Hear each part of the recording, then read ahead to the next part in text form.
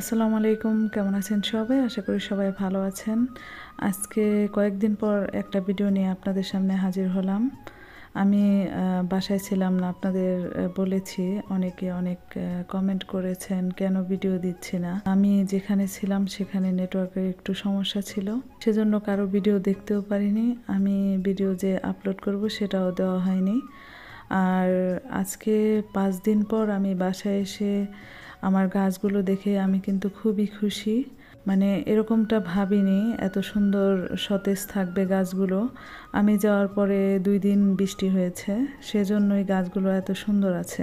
আর আমার ভিডিও করার তেমন একটা ইচ্ছা ছিল না, তারপরও এত সুন্দর দৃশ্য ভিডিও না করেও পারলাম না।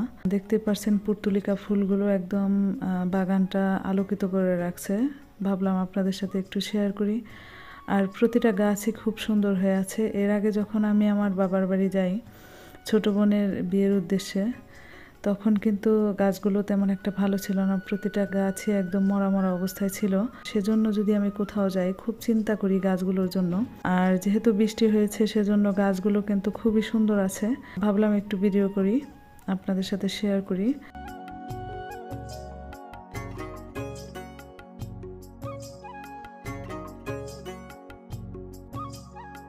আর এই পাশে দেখতে পাচ্ছেন আমার আমগুলো কিন্তু এখনো পাকেনি, এগুলো যে কবে পাকবে সেটাও জানি না। আর এই পাশে সেই ড্রাগন ফুলটা মানে কেমন যেন হয়ে গেছে, এগুলো নাকি তুলে ফেলে দিতে হয়, তাহলে ফলটা ভালো হয়। এর আগে ড্রাগন ফুলটাও কিন্তু আপনাদের সাথে শেয়ার করেছিলাম। ড্রাগন ফুল দেখতে অনেক সুন্দর, কিন্তু এর কোনো সুবাস নেই।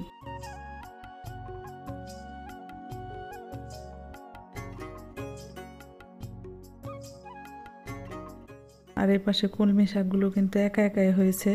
আমি যখন গার্ডেন পরিষ্কার করি তখন দেখা যায় যে ময়লা আবর্জনা হয়, সেগুলো আমি এক পাশে বস্তার ভিতরে রেখে দিই। তো সেখান থেকে এই কলমি শাকগুলো মাশাল্লাহ খুব সুন্দর হয়েছে। আমি চাচ্ছিলামই না ভিডিও করতে, আমি গাছগুলো সুন্দর দেখে ভিডিও করছি।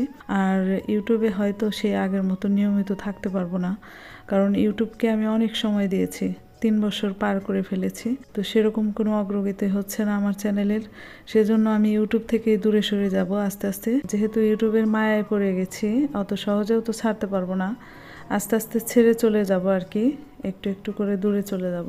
অনেকে অনেক সুন্দর সুন্দর কমেন্ট করেন কেন ভিডিও দিচ্ছে না। আসলে আমার ভিডিও দিতে ইচ্ছেই করে না, বিশেষ করে এই যে ভয়েস ওভার করছি, এই ভয়েস ওভার করতে আর ভালো লাগে না। আসলে অনেক শ্রম দেওয়া হয়ে গেছে, অনেক কষ্ট করেছি ইউটিউবে। এখন চিন্তা করছি আর ইউটিউবে তেমন একটা শ্রম দেব না, কষ্ট করব না আর।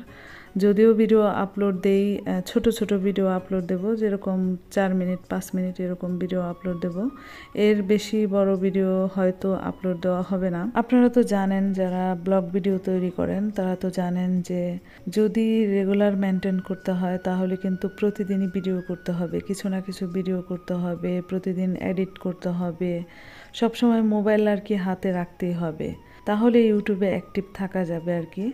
তো সেরকমভাবে আমি আর পেরে উঠতেছি না, আমি যে সবসময় অল টাইম রেগুলার মেনটেন করে থাকবো সেটাও পারছি না। তো যাই হোক, আমি যতটুকু সম্ভব থাকবো, চেষ্টা করব, আপনাদের ভিডিও দেখব যতটুকু সম্ভব আর কি।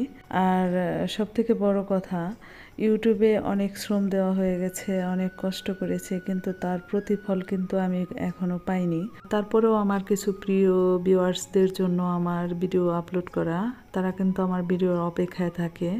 3 বছরে কিন্তু অনেক প্রিয় আপুরা হয়েছে যারা আমার ভিডিও মনোযোগ দিয়ে দেখে, তাদের জন্যই মূলত ভিডিও আপলোড করা। যাই হোক, আজকের ভিডিও কেমন লেগেছে, খুবই ছোট্ট একটা ভিডিও আপনাদের সাথে শেয়ার করেছি।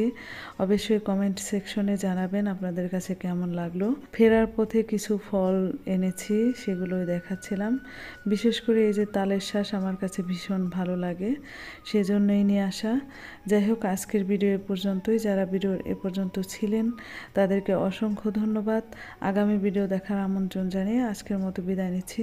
সে পর্যন্ত ভালো থাকবেন, সুস্থ থাকবেন, নিরাপদে থাকবেন। আল্লাহ হাফেজ।